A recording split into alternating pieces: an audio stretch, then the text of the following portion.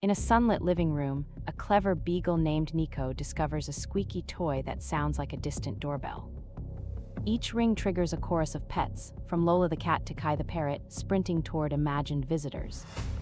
The harmless chaos peaks when the parrot steals the toy, then imitates the doorbell perfectly, sending the trio into a synchronized bow. Their owner records the moment, realizing the duet could spark a tiny talent show for neighbors.